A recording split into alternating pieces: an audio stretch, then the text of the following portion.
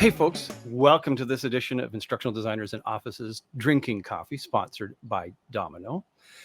This week we have Ashley Hinchcliffe with us, and Ashley, I know that the opening music doesn't quite match your t-shirt, but still I hope it had enough of a rocking tone for you. It was good. I enjoyed it. Maybe you want to share what your t-shirt says, just in case people are now wondering. Yeah, she's sporting the GNR look today. That's right. Absolutely. Old school. Got a little tambourine drum in there. Bit of rock. Yeah. The horn fingers. That's right. Oh my goodness. Hey gang. Ashley, a lot of folks have probably met you in different places before, but let's have you tell our folks here today a bit about yourself. Sure. Yeah. So my name is Ashley Hinchcliffe, as you've already alluded to. In a previous life, or a couple of years ago, my name was Ashley Sinclair. That's my maiden name. So if you're like, I recognize her face, but not her name, that might be why. So I'm the managing director of Mass Marketing, and we are a very niche marketing agency that exclusively focuses in supporting people functions with marketing tactics, strategy, and thinking. So what essentially we're trying to do is empower L&D and the wider people functions to think a little bit more like marketers, so that we can start to really build that engagement with our learning products, which is what we all want, right? Mm-hmm. Mostly we want impacting performance, I guess, probably. Yeah. Well, exactly. And we've had similar discussions in the past. The crossovers between the strategies that marketing teams use to get attention, to maintain attention, to increase engagement, and ultimately, as you say, change behaviors, change performance, which is really so often the core thing that we need to do, in L&D as well. One of the things that we've noted here is that your team has come up with what I'm going to have to make sure I read it correctly. The People Impact Loop, which, not going to lie, made me think of like the Hadron Collider or something like that, because that word impact and loop together. So I thought, we better understand that a little bit better. Hey, maybe they visited CERN and got inspired. Yeah. I'd like to think I was that clever, guys. So the People Impact Loop, just to give you a bit of context, I've been working in the learning space as a marketer for about 12 years now. I started working vendor side as, all the way from marketing coordinator up to CMO. And in that time, I consistently watched L&D functions spend significant sums of money on learning technologies and programs and products such as e-learning, and really doing very little to get people connected with that. Kind of the old Kevin Costner adage, if you build it, they will come. And of course, that mantra is completely incorrect and certainly doesn't work in a highly complex organization. Yeah, like the movie, it's largely dreams. Nonsense. Yes. If you want to get ghosts to a baseball field, you're all set. But otherwise, it's not really it's not an attitude that. Yes, it doesn't help us. It's a mindset that really hinders us and holds us back, actually, as learning functions and learning professionals. So I've been doing internal campaigns through Mass for nearly 6 years now. And what I consistently see with the clients that I work with is a distinct inability to align our products to both the organization and the employees, as well as a complete inability to market well. So the People Impact Loop is primarily focused around basically restarting how we do things and really changing the game. So what we're looking to do is 5 stages. First stage is really around getting business insights, right? So talking to your people and also talking to stakeholders. What is the business trying to achieve? The amount of times I ask L&D what the business goals are and they don't know. And so what are we there for? Who are we trying to service? What are we doing? So we need to understand not only what the business wants and needs and expects and its potential direction of travel. Are we looking at M&A over the next 3 years? That's going to have a massive impact on skills, change management, agility, et cetera, et cetera.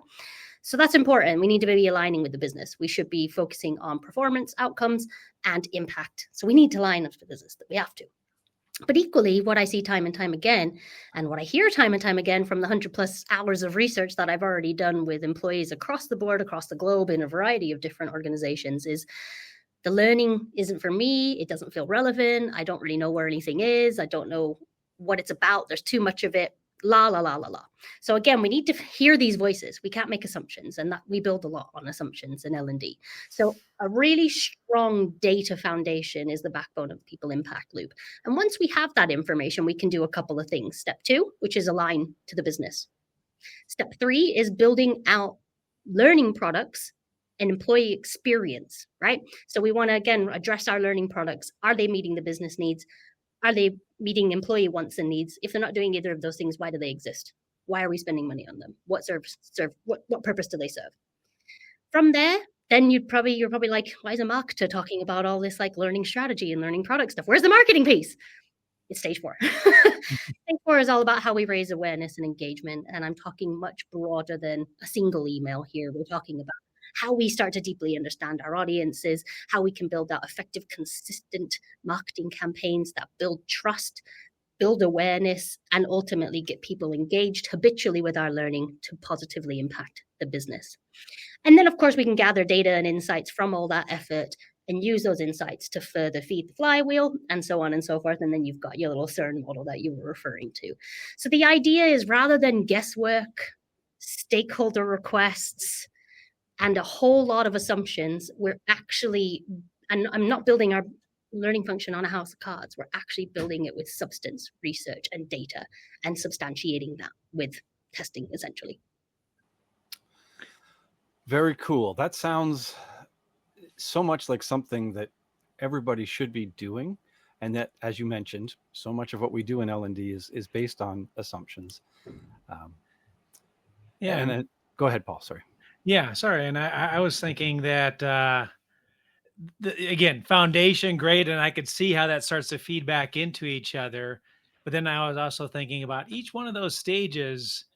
I don't know. I'm sure many of our audience, at least one of those stages, they're struggling with, how do I incorporate that stage? And I was thinking of, from a marketing stage of, which I think it was your stage 4, there's, I think in one of the things you wrote there's about 65% of folks don't even know what they have available to them. And that reminded me of one of our other guests earlier on. They have libraries and libraries of content that people weren't using there. And, at any organization, there's a lot of noise, just like there's noise when people are trying to gain your attention and buy things. What are some of the things that folks might do to rise above that noise or be different than the other internal communication? So I think there's 2 ways that you can look at marketing, especially in these type of environments. So one is kind of the marketing tactics, the things that we can do to improve our day-to-day, focusing on things like email subject lines.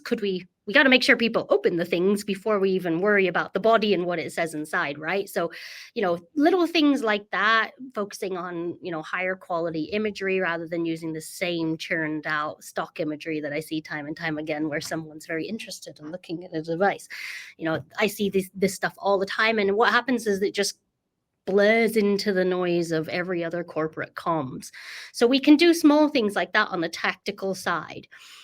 Where we really get significant change is being more strategic with marketing. And that is more around understanding our audiences, looking at them as people.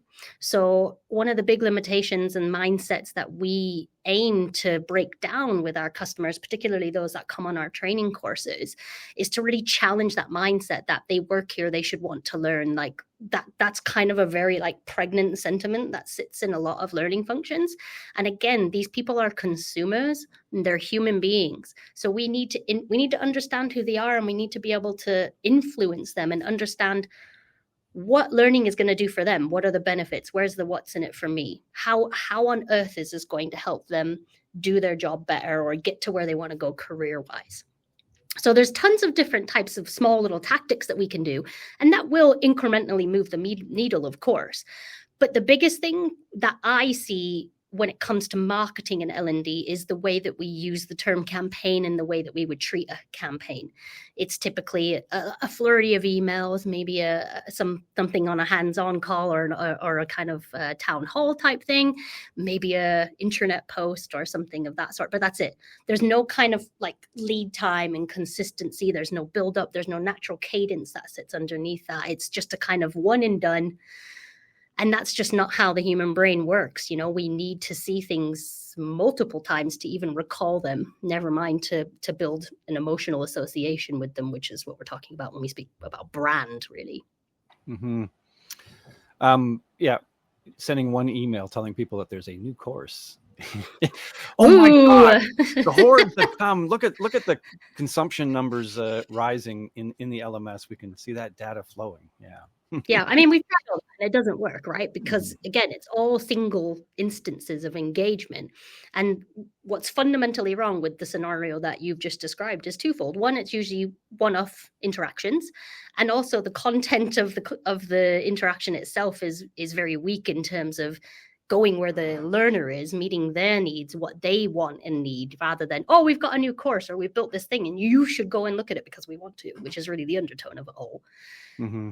I can't think of any single consumer brand out there in the real world that's saying, hey, we want to sell more Coca-Cola, so you should buy it. Like, that just isn't how it works. Well, and that's you talked about kind of one of the earlier steps there is aligning with what does the business want in there, and aligning that with training. And we've chatted about that before, and that there's obviously an absence sometimes, it's a required security course or something else there. But it seems to me that some of those aspects might start to bubble up during that investigation as to, again, what's in it for me. Sometimes that's focused on what's in it for the organization, but what are some of the challenges or ways that you start uncovering that what's in it for me? Because, as professional learners, as we would say, sometimes we automatically think, yes, learning is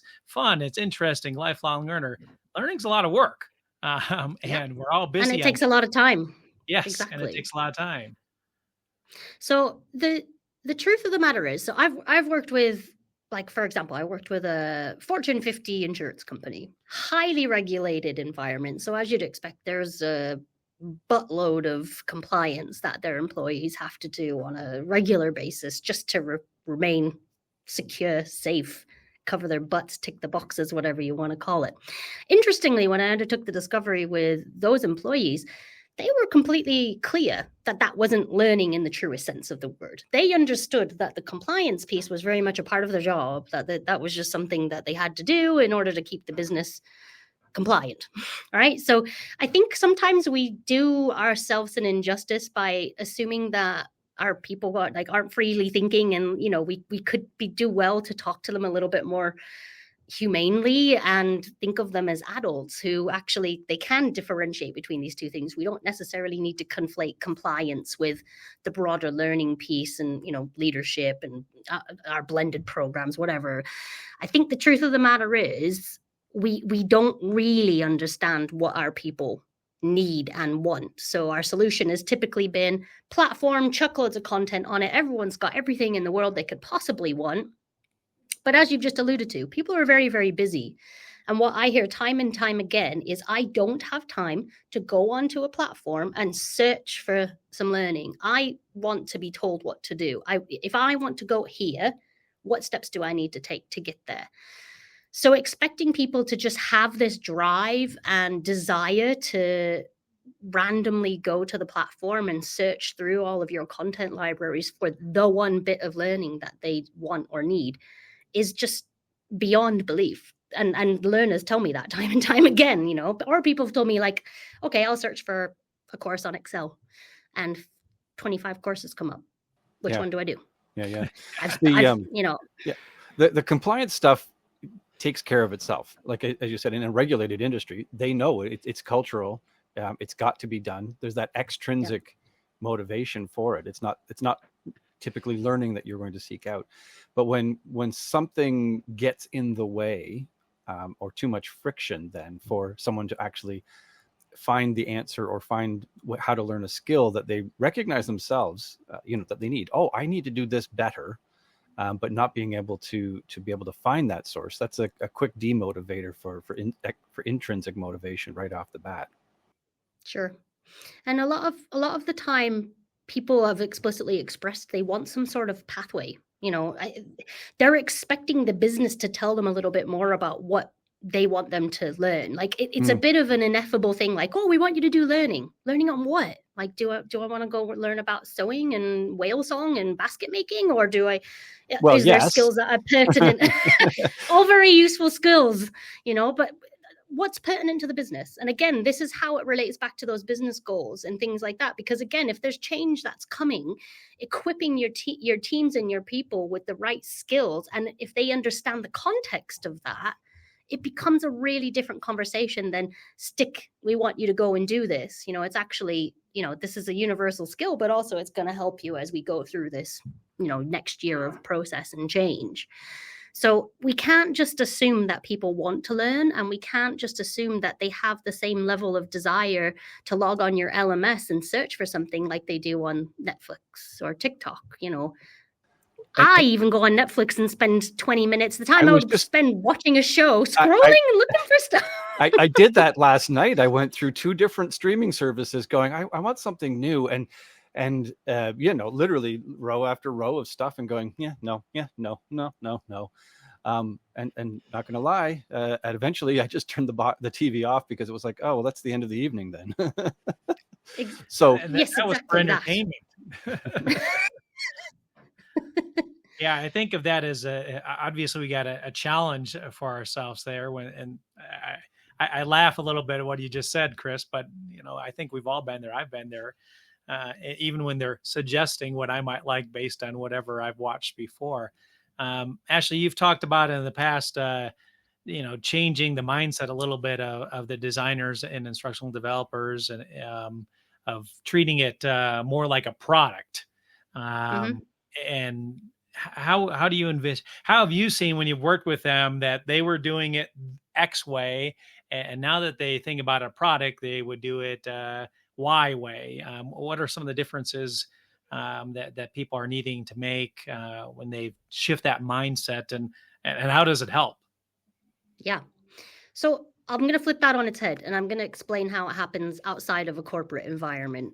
And if a new product's coming to market, so a good analogy is electric cars weren't anywhere 10, 12 years ago, were they, So say when Tesla was first launching itself and it was coming to a new market, it was coming to the UK, they didn't just build their product in isolation. They didn't just figure, oh, we're going to go there and we're just going to launch it and it's going to be fantastic. They will have done market research. They will have talked to so first of all, they will have identified their potential audience, who might be in the business of buying a Tesla, who is going to be interested in this product. Not every employee that you have in your organization wants to learn and needs to learn everything that you have to offer. So that's the first piece, is really understanding who is this for and what are we trying to achieve with it. And then doing market research, validating that with audiences. Products don't get built in isolation around desks and echo chambers. They get built and then tested with audiences. In the 60s and 70s, particularly when advertising started to get really big and popular, market research was crucial in terms of understanding our audiences. And this is still done today, but then there's on top of that, marketers have a lot of ability in terms of listening and behavior stuff with the technology that we have these days. So we have a benefit of what people say they like and then their behavior and how those two things sometimes don't always match up. Obviously, we can't do that in L&D. We don't have the technology, and there's some questions around, monitoring our employees' behavior, which raises some completely separate conversation. But we do need to think about the fact that these people are consumers. First of all, they're experiencing marketing grade content everywhere they go outside of the workplace. So the fact that it's such a juxtaposition internally is always going to be quite jarring anyways. But the user experience is crucial. First impressions count. So if we're not thinking about the experience that people have. So the reason I built the People Impact Loop is because we were getting customers coming to us when they've done all their product stuff. They're really happy with their learning ecosystem, and they're still not getting the engagement that they want. And they're like, oh, get those Pineapple girls in. They'll help us out. Like, they know marketing. That's fantastic. And that's great. You know, we can build really wonderful marketing campaigns, but if the product is subpar, we aren't going to get very far. We might get a flurry of activity, but eventually it will peter back out because the product isn't holding itself up. So we need to think much more about the purpose of the thing that we're creating and who it's servicing and what it's for. Because if we're not doing that, again, why does it exist? Why do we have all these content libraries that nobody's using? Can we just get rid of them? So we need to really think about our audience as consumers. And that is a very big mindset shift that, you know, there's just a lot of obstinance in L&D as far as I've seen. Well, and I've seen L&D, there's a lot of professionals out there like, I would like to do something that is more impactful. I mean, any of those things that you talked about, I thought, well, that's also going to require more work on the L&D's part and time to go ahead and build that, perhaps expertise, resources there. A lot of our competitor tools in our space are designed to make fast, cheap, not the Tesla, the Yugo of the cars out there. Yeah. Cheap and inexpensive is good. And I'm thinking, obviously you're saying that, hey, it's not going to have that impact. What are some of the types of things from measurement or other ways that L&D can kind of advocate for themselves or build that loop so they can actually see that, yes, spending more effort into this, making more quality training, more impactful, maybe more engaging training will be worth it. It pays off in dividends, in other words. Yeah. I mean, being candid, what's the alternative? Like, we've been trying the same approach for decades and nothing's working that way. So I think there's definitely a notion that what we're doing isn't quite working. Substantiating that organizationally is a different approach. What I always say to people, especially with the people impact loop, is this isn't like change your whole L&D function in a day, because that's just not possible. It's very embedded in the business. You're very baked in. The way that stakeholders will engage with you is also very, very much a cultural thing that would take time to shift. But what we can do is pilots. We can try small things. So next time you've got a program that you need to build, or you've got a stakeholder who's asking for us, who has a specific request, validate it with some data. Again, if you've got data and you've got a strategy, it's much easier to say no. We've got this is what we're working on this year, and what you're asking for doesn't align with that. Here's what I can do instead. If we don't have that stuff, we just, again, look like we're being a bit obtuse and, we're just saying no for the sake of it, whereas actually that's not the case. But what ends up happening is L&D are very well-intentioned, very passionate people, want to do well, want to see their employees succeed. This isn't a lack of passion or even capability. It's the fact that the relationship that we have with the business right now, for the most part, is an environment where we are basically constantly firefighting, which is incredibly distracting, so that we're not able to do these strategic pieces that are going to move the needle. So again, taking small pilots, small steps, ways that we can, okay, for this, we are going to do some market research. We are going to understand how it relates to the business. We're going to, before we build it, we're going to find a business KPI so that we can actually measure it from the outset. We know how we're going to prove that this works. Again, if we can't find that, why are we doing it?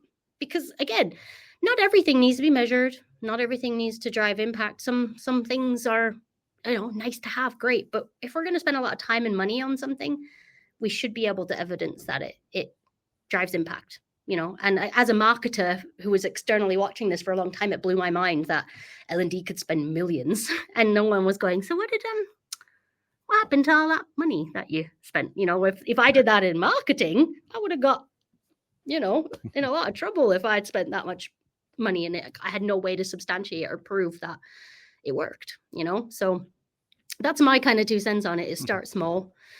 Incremental gains. This isn't, changing everything overnight, and, don't throw the baby out with the bathwater. There's good stuff here, but we just need to change the way that we work and the way that we interact with the business. Yeah. So much of it is is enmeshed with the way that L&D is just viewed by the rest of the organization. Oh, we have this thing.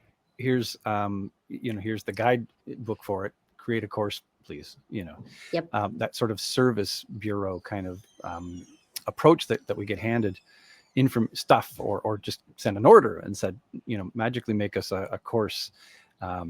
Being able to, as you say, start small, do some small things, demonstrating, value and change over time, at least helps you get the conversation going that things can be, different, things can be improved. And L&D is such a small piece, really. I mean, 10,000 people organizations, and there's 3 people on the L&D team.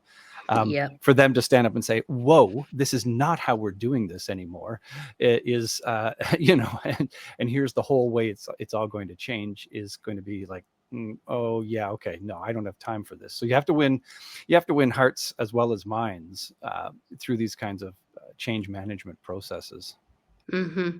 And we're not always very good at doing that internally, and we're not very good at selling ourselves. And, again, if we talk about marketing mindset, part of that is being able to positively talk about your successes, but having data to be able to do that, right?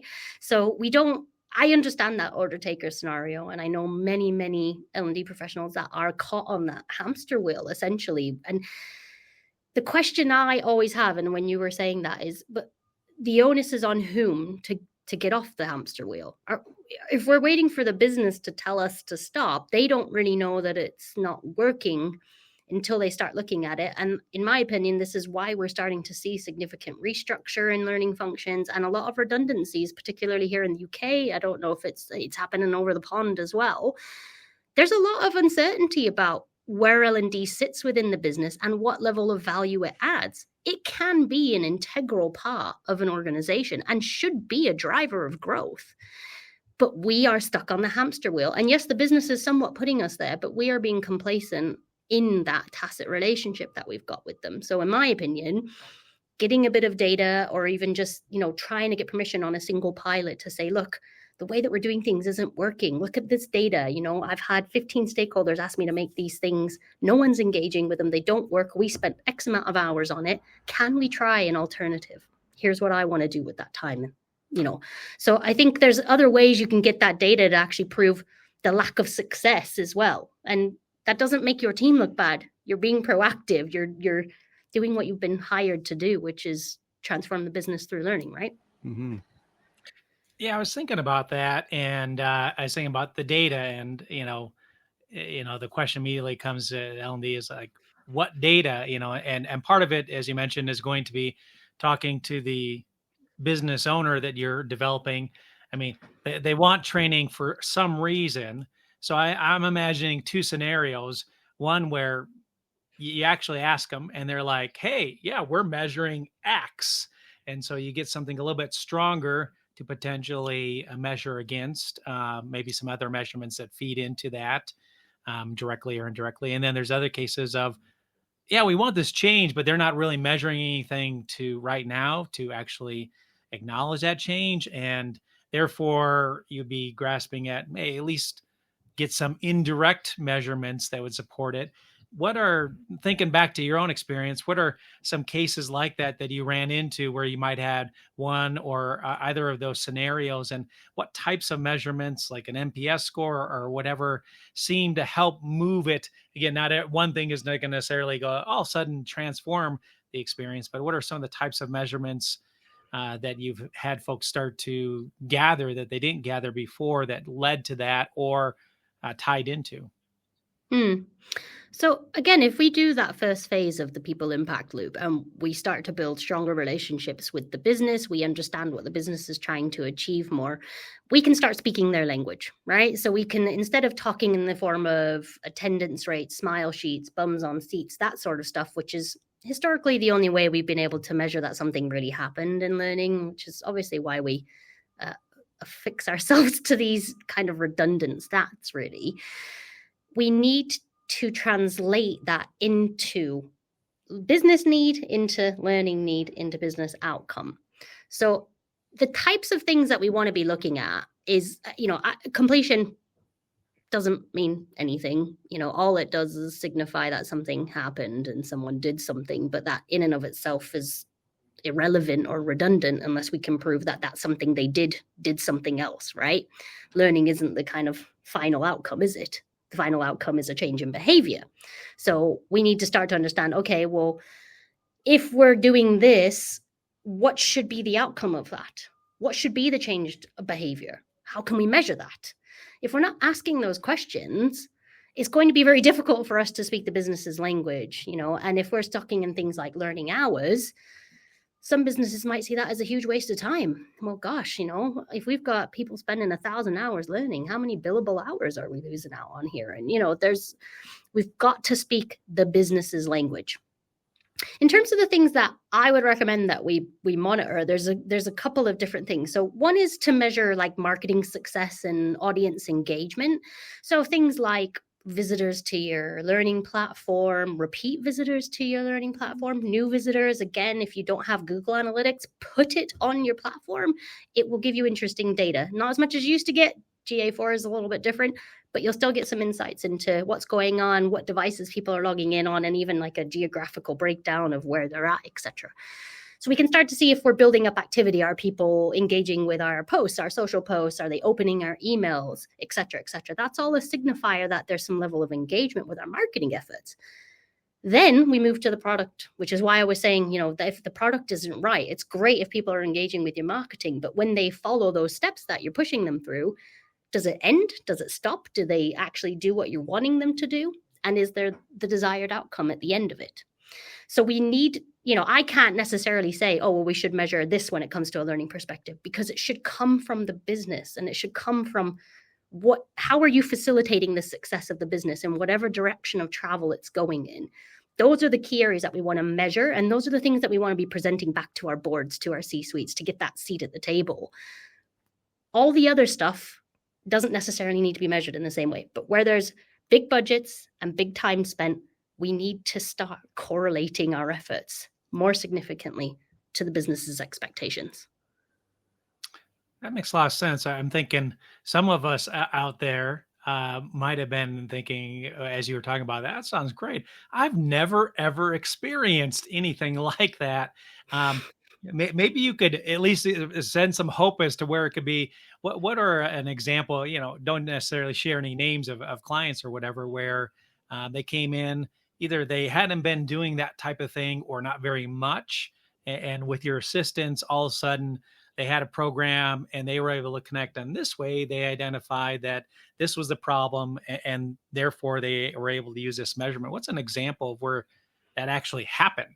And what types of things should people be looking for and going? Because I think like anything else in your life, if you've never seen it or heard it, you don't know what to look for. And now that you know what to look for, you're like, oh, that is happening. Can help them kind of recognize it and latch onto it. Yeah. So I'll give you a couple of different examples of, again, I can talk mostly to the marketing intervention side of things because I don't have a huge amount of control over what a client's learning product is doing, unfortunately. So couple core examples that I can think of. A client that was very, very regulated, again, they didn't have very many marketing channels. Most L&D functions don't, to be honest. We tend to have email, internet, or some sort of internal social platform, SharePoint, our learning platform, and then obviously your more kind of office environments, and of course, people. But we don't have a lot of channels, like not compared to an external marketer who's like got all their social media and their website and Google and all this stuff. So we actually just focused really heavily on email with this client because that was kind of their primary tool internally. But what they didn't have was any audience insights. So prior to doing any sort of campaign or marketing work with them, again, we undertook this analysis, this qualitative work with the actual employees, speaking to them, focus groups, what is going on? What's the organizational culture? I always start by asking people, what is bugging you at work? What's driving you crazy? Because it gets people talking and, pain points are really where the sell is. So we built them a couple of personas off the back of all of that research. And we use those personas to build out very simple marketing drip campaigns. They actually had MailChimp internally, which I see very rarely, to be honest. But we were able to obviously build out full drip campaigns as a consequence of that. And if you guys don't know what I mean by drip campaign, it is just an automated release of emails over a period of time, essentially. And we took active users from 8 to 24% in that organization on their platform in 1 month, just from email marketing. Now, that's significant. Obviously, we would love to see that higher, but that is a significant jump in only 1 month just from some emails. So I think sometimes we think, well, we can't send email because there's so much noise in our organization already. But if they're done well and you understand your audience and they're written for them and you're talking about the what's in it for me and the benefits, this can still prompt significant activity. So that's one really good example. Another example is a recent one, which I can be more candid about, which is Capgemini University. We won Awareness Campaign of the Year, the British Training Awards last year with them for that. And that was really around a Gen AI campaign that we did with them. So again, they're really looking to move into being Gen AI native and bringing that into workflows within the organization. So we undertook, again, a significant amount of research. They are a huge organization of like 400,000+. So we did at least 30 hours of research, which is still such a drop in the ocean, but it is better than doing none.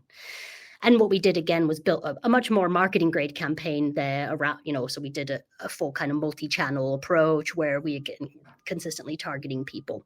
And again, we reached 84,000 learners that visited the platform in the first week. This is, again, unheard of, right?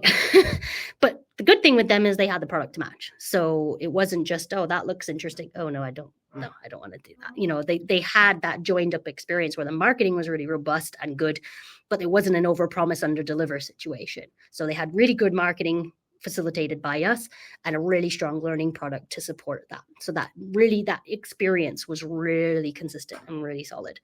So that data doesn't always have to be business data when we're talking about marketing, especially, but we do need to understand our audience. And we can't just ask them questions about learning. Oh, what's your opinion on the platform? Do you like it? How often do you go? Like, again, that doesn't tell us much about who they are. What we want to know is culturally, what's the organization like? I see this all the time. Different regions have different cultures. If it's quite a global organization, people feel isolated if they're away from HQ. How does that impact their experience with learning? So on and so forth. So we need to understand people's pain points and challenges at work if we really want to be able to engage them long term. Mm-hmm. You were just mentioning that in that example that the client team had a really good product. What are some of the, I guess, characteristics of such a really good product? Because it's one thing, as you mentioned, get people to the trough, but having them actually drink it after that it can be a challenge. It can be a pretty big turnoff if the thing, even if the first screen doesn't meet an expectation. So, what are some of the things that people should keep in mind about the product itself? Well, and how did they know that they had a good product? Go ahead. Sorry. Well, until it's tested, you don't. You can think that you have a really great product, but until you test it with the market, you don't know for certain, right? So that's kind of substantiated when you do the thing. And if it doesn't work quite right, then you can learn from that, hopefully, and evolve that. In terms of what a good learning product looks like, again, it's very subjective. Your research will inform some of this, right? Your people will tell you the types of things that they want, the experiences that they need. I can tell you with absolute unequivocal certainty, based over the research that I've done universally across employees, they want relevancy. They want to know how the stuff you're trying to give them relates to their job. So most people just want to do a good job at work, and some people want to progress their careers up or across or whatever that might be. But most people just want to do a good job at work. So how can we facilitate and enable that task in particular? Consequently, right, we don't want to overwhelm people. Like I said, we don't want to do that Netflix, Chris getting stuck in the vortex and wasting lots of time and not really getting anywhere.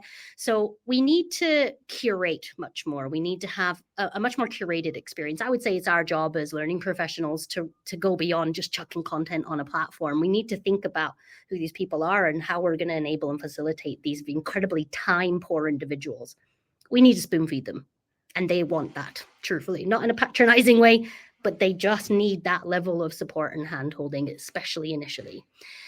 The converse or other side of the coin of that is the overall aesthetic, experience, etc. So again, everyone is in a modern day world with a smartphone in their pocket, high-end visual experiences, advertising, gaming, la-di-da. If your LMS was made in 2012 and is full of SCORM files that were built around the same time, it's not gonna work so well. They're probably not gonna have the best positive experience. So we again need to objectively take a step back here and think, if I was looking at this for the first time, what sort of impression would that give me? And, you know, we only, like I said, first impressions count. We only have one opportunity to really impact somebody with a first impression. So if they log into your dusty LMS that's 13, 15 years old, are they going to go back? Do you like using it? Administratively, is it difficult to use? Can they navigate it well? Do they get stuck in places? Does it take a long time to load?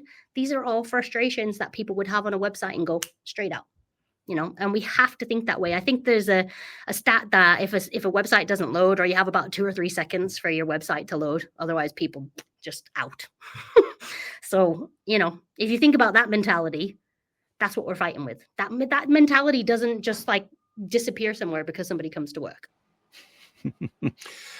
Even down to, you know, like I said, visually interesting. I think about the number of times I've had to do something like, you know, compliance, and you look and you go, oh, that's a lovely, you know, product or something that marks a certain time period. And you go, you know, I remember when I had one of those, you know, 15 years. So even those small things dissuade you from believing in something's value. Yeah, absolutely. Well, I was thinking when you said there, and from the beginning, finding out again what's in it for them, because you're marketing to them, telling them what's in it for them. But I think down to the training, sometimes we get, of course, instructional designers, developers, they're working with subject matter experts. What's one thing about subject matter experts? They're experts. They're like, it's obvious as to why this is valuable. They've lived it all their lives for a long time. They're experts. So they're not really talking about that. And I think as an instructional designer, if we're not thinking about it, because even if you got them in through marketing, reminding them of the impact and the various pieces there, it's not something I see very often there. So I'm not sure if you've seen that's one of the corrective marks that you've pushed folks towards, or if just telling them in the beginning is enough. And then when they get into the learning, they know, well, I'm here, and therefore it's valuable. I mean, people just need consistent reminders. You know, there is a reason why the world's biggest consumer brands still, who have significant market share, still advertise, because it is very easy to be forgotten about. Do not ever forget that. You know, we are not important, and that's okay. Is if we have that mindset, it enables us. It's, you know, it's not a negative thing that most people aren't thinking about learning and development when they're at work. Like that's okay. If we work with that mindset, and actually it's our job to influence and persuade them to change their behaviors and show them the value of those changed behaviors, that's where the real magic comes in. Unfortunately, L&D is caught in this cycle of, like you just kind of described. So we get to a request from a stakeholder, and they need some training, whatever that is. And then we get an SME involved, and we create the thing, and then we give it back to the stakeholder. But meanwhile, underneath all that, the employee, what do they need it? Do they want it? Like, has anyone asked them, is this useful? You know, I get that leadership is there and stakeholders are there, and we have to trust their voices. But there's no reason why we can't substantiate and validate that a little bit further, because it's our time and resource that's being spent doing these things. And we're being forced to chase our tails and do work that really isn't significant and not adding any value to employee or business. And that's fundamentally flawed, in my opinion. And the only people it really grossly impacts is L&D. Mm-hmm. Yeah, it really reminds me of the importance to find a way, either through your tooling or your time there, to personalize that learning, you know, to that audience, to those individuals. I think one of our customers has kind of taken a pretty cool level of where they're setting up the learning so that they can not only choose, you know, personalization towards their role, but also choose personalization towards how much audio or how much graphics or text is being displayed there. And they've designed it in such a way that it they can maintain it and create this and go down. And I was pleased to see this there. They've set it up so they can measure some of this stuff and see what people are picking and choosing, so they can actually feedback and go, hey, was that worth that effort? Is this a strong preference for different audiences and stuff? So, which is absolutely awesome. But at its core, you still need to get people to go there and want to spend the time to select those things. And that is called demand generation, right? You need to generate demand for your learning. It's not enough to say, go over here and like, oh, you could do this, and then you're going to get really cool curated learning. There's a whole missing piece there of why, and that's what needs to be really focused on, especially when we're doing our comms, which is why we need that data and that research to really inform us what's going on in the organization. Because without that, we are just throwing stuff at the wall and hoping and seeing what sticks. And a hope and a prayer isn't enough to get us out of some of this mess, I don't think. Nope. Ashley, thank you so much for joining us here today. We're hitting our time level. Almost time for us to dance out. I would be remiss if I didn't remind folks that Instructional Designers in Offices Drinking Coffee is brought to you by Domino One, the solution organizations rely on when they want to create, manage, and deliver learning content efficiently at scale. Hey, check us out, gang. Domino.com, DOMINKNOW.com. Paul, anything else to add today?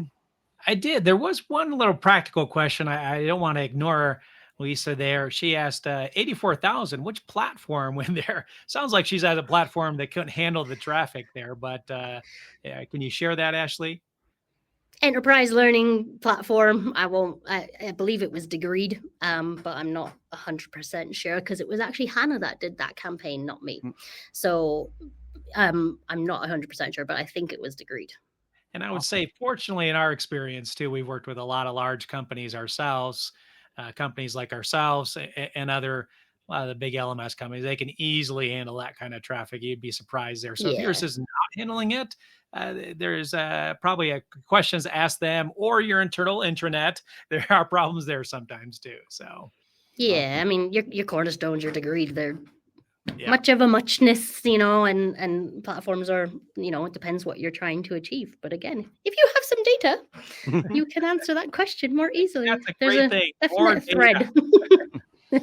Awesome. Absolutely.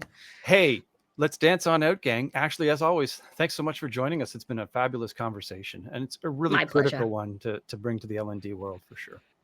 Awesome. Sure. And if anybody wants to talk further, they can find me on LinkedIn. I'm always on there. Thank you, Ashley. Awesome. Cheers.